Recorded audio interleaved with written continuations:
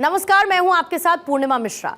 हमारे खास प्रोग्राम क्या कहते हैं नरेंद्र मोदी में आज आपको सुनवाएंगे पीएम मोदी का वो ऐतिहासिक भाषण जो उन्होंने 22 नवंबर 2013 को मध्य प्रदेश के खंडवा में दिया। मोदी जी ने अपने भाषण में कहा कि मध्य प्रदेश वोट बैंक की राजनीति से ऊपर उठ चुका है और मध्य प्रदेश का नौजवान, मध्य प्रदेश का गरीब, मध्य प्रदेश आगे कैसे जाए और अधिक कैसे अच्छा बने, इसके लिए प्रयास कर रहा है। वोट बैंक की राजनीति से मध्य प्रदेश ऊपर उठ चुका है और मध्य प्रदेश का नौजवान, मध्य प्रदेश का गरीब, मध्य प्रदेश आगे कैसे जाए और अधिक कैसा बने,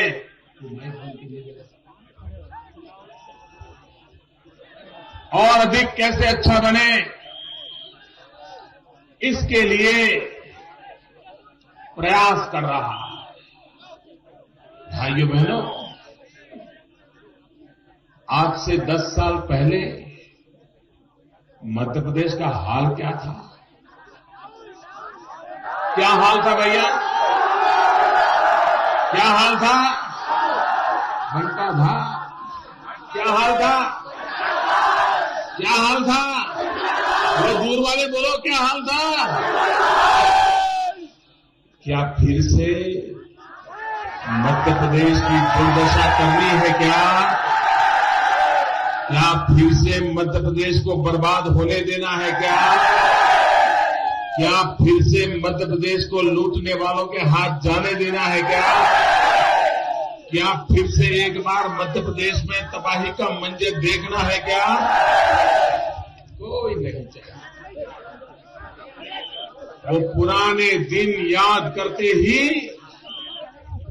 पुरानी उम्र के लोग कांप जाते हैं। कैसे दिन बिताए थे,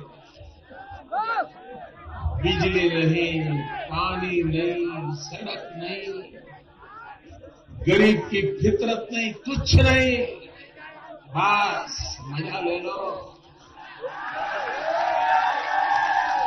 सरकार बन गई है ना, उठाओ फायदा। यही चल रहा था भाई, यही चल रहा था।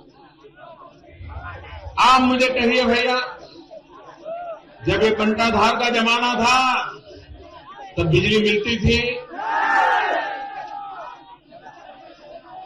मां बीमार हो, पंखा चलाना हो, बिजली आती थी? 10वीं 12वीं की परीक्षा हो, बेटे को एग्जाम हो, बिजली आती थी? घर में नई नई बहू आई हो, टीवी सेट लगा हो और टीवी पे सीरियल आती हो, सास भी कभी बहू है, टीवी चलता था, बहू को टीवी देखने को मिलता था, वो हाल थे ना? भाइयों बहनों, आज बिजली मिलती है। मैं शिवराज जी को अभिनंदन करता हूं, उन्होंने अटल ज्योति कार्यक्रम लागू किया और अटल ज्योति कार्यक्रम लागू करके गांव में भी 24 घंटे बिजली देने का बीड़ा उठाया। भाइयों बहनों, आप देखिए, आजादी के बाद कांग्रेस का शासन रहा। अगर हम 50 साल का हिसाब लगा लें, 50 साल का, 50 साल में मध्य प्रदेश में सिर्फ 4-4.5 हजार मेगावाट बिजली उत्पादन होता था। 50 साल में 4-4.5 हजार मेगावाट बिजली। ये शिवराज जी की कमाल देखिए, उन्होंने 10 साल के भीतर 11,000 मेगावाट बिजली का उत्पादन। भाइयों बहनों, ये जो बिजली का उत्पादन बढ़ा, 50 साल की तुलना में 10 साल में डबल हो गया। आप मुझे कहिए, आप इसको विकास मानते हो? थोड़े जोर से जवाब दो। आपको विकास दिखता है, दिल्ली वालों को नहीं दिखता है। यहाँ के गरीब आदमी को, आदिवासी को विकास दिखता है, लेकिन दिल्ली की सरकार को विकास नहीं दिखता। क्यों? क्योंकि उनको खुर्सी चश्मे पहने हैं, खुर्सी ब्रांड चश्मे, इसलिए उनके चश्मों में उनको सिर्फ खुर्सी दिखती है, गरीब आदमी नहीं दिखता है, विकास नहीं दिखता है, लोगों की भलाई नहीं। भाइयों बहनों, जब बंटाधार की सरकार थी, 4 साढ़े 4 घंटे से ज्यादा बिजली नहीं मिलती थी। आज शिवराज जी ने बेड़ा उठाया है, हर घर को 24 घंटे बिजली मिले ताकि उनकी जिंदगी में बदलाव आए। ये काम उन्होंने किया है। भाइयों बहनों, इस इलाके में मेरे आदिवासी भाई बहन रहते हैं। अगर हिंदुस्तान में गरीबों को सबसे पहली कोई चीज की जरूरत है तो रोटी है। गरीब को रोटी चाहिए, 2 टाइम खाने के लिए अन्न चाहिए। मेरे आदिवासी भाइयों को जिंदगी सुधारने की तमन्ना है, इच्छा है। भाइयों बहनों, उनको गरीब की परवाह नहीं है। आप देखिए, ये हमारा खंडवा इलाके का किसान, हम कपास पैदा करते हैं ना, कपास की खेतियां होती है ना। आप मुझे बताइए भैया, हम जब गुजरात में आए मुख्यमंत्री बनकर के, तो मेरे यहां 23 लाख गांठ कपास होता था, 23 लाख गांठ। अब मेरे यहां 1 करोड़ 23 लाख गांठ कपास होता है।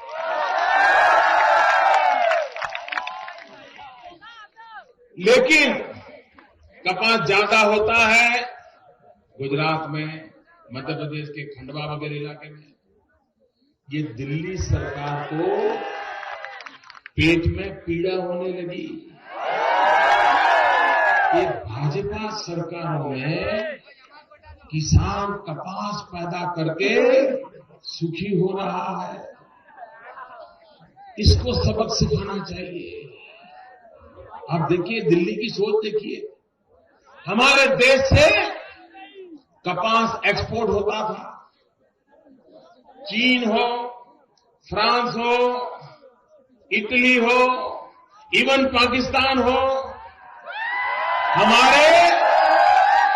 हमारे देश से कपास जाता था। और उसके कारण कपास पैदा करने वाले किसान को अच्छी कीमत मिलती थी। उसको कभी आत्महत्या करने की नौबत नहीं आती थी। वो एक्सपोर्ट करके अच्छी कमाई कर लेता था। मैंने तो देखा है, विदेश से कंपनियां खेत में कपास, जब अभी तो फसल ऐसी खड़ी है, आकर के दाम तय करके माल ले लेते थे। अचानक दिल्ली की सरकार ने पिछले वर्ष कपास एक्सपोर्ट करने पर प्रतिबंध लगा दिया। क्यों भाई? क्या हिंदुस्तान का किसान एक्सपोर्ट करे कपास और देश को ज्यादा पैसा मिलना चाहिए, नहीं मिलना चाहिए? किसान को पैसा मिलना चाहिए, नहीं मिलना चाहिए? उन्होंने एक्सपोर्ट बंद कर दिया। हम बड़ी लड़ाई लड़े, बड़ा आंदोलन किया, तो बाद में क्या किया? एक्सपोर्ट करने पर ड्यूटी लगा दी, टैक्स लगा दिया, ताकि कोई एक्सपोर्ट करने वाला कपास एक्सपोर्ट करे। और दूसरी तरफ इन्होंने क्या किया? कपास पर तो उन्होंने एक्सपोर्ट पर टैक्स लगा दिया, लेकिन उन्होंने पिंक रिवॉल्यूशन की घोषणा की। हमारे देश में लाल बहादुर शास्त्री ग्रीन रिवॉल्यूशन की बात करते थे। ये दिल्ली में ऐसी कांग्रेस सरकार बैठी है, वो पिंक रिवॉल्यूशन की बात करती है। पिंक रिवॉल्यूशन यानी मटन एक्सपोर्ट करो, मीट एक्सपोर्ट करो, मीट का धंधा बढ़ाओ। भाइयों बहनों, और इसलिए उन्होंने क्या किया, हिंदुस्तान के पशुओं को काटने के लिए अगर आप स्लॉटर हाउस बनाते हो तो सब्सिडी, आप गाय काटते हो, पशु काटते हो, सब्सिडी, आपको इनकम टैक्स में माफी, ये किया इन्होंने। भाइयों बहनों, हिंदुस्तान का पशुधन कट रहा है, हिंदुस्तान का पशुधन कट रहा है। क्यों? विदेशों में एक्सपोर्ट करने का उन्होंने इनिशिएटिव लिया है, कंसेशन दिए जाते हैं, स्पेशल स्कीम दी जाती है। भाइयों बहनों, ये बड़ा अजीब और गरीब सरकार है कि जो, भैया ठीक है, सुन लीजिए भैया, भारत माता की एक गजब की सरकार है दिल्ली की। वो किसान को तो कपास एक्सपोर्ट करने के लिए टैक्स देता है और मीट एक्सपोर्ट करने के लिए सब्सिडी देता है। भाइयों बहनों, यह देश, इस सरकार को पहचानना चाहिए, उसको गरीबों की, किसानों की परवाह नहीं है। आप देखिए, हिंदुस्तान के किसान ने गेहूं पैदा किया, गेहूं के भंडार भरे पड़े थे, पानी में भीगते थे, बरसात में सड़ते थे। ये गेहूं गरीबों को बांट दो। भाइयों बहनों, सुप्रीम कोर्ट के कहने के बावजूद भी दिल्ली की ये सरकार ने गेहूं गरीबों को नहीं बांटा,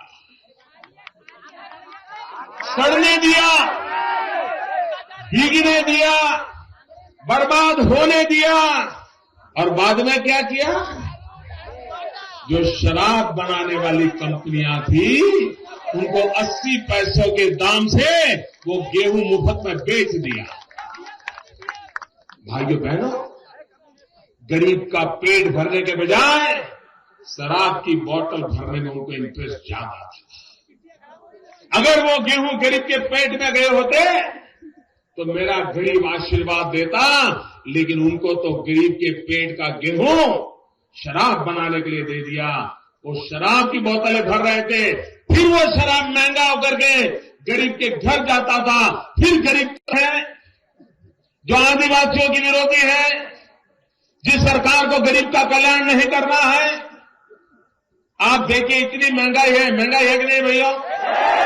आप मुझे कहिए, मध्य प्रदेश में प्रधानमंत्री आए थे, मध्य प्रदेश में मैडम सोनिया जी आई थी, मध्य प्रदेश में राहुल जी आए थे, सब आए थे ना?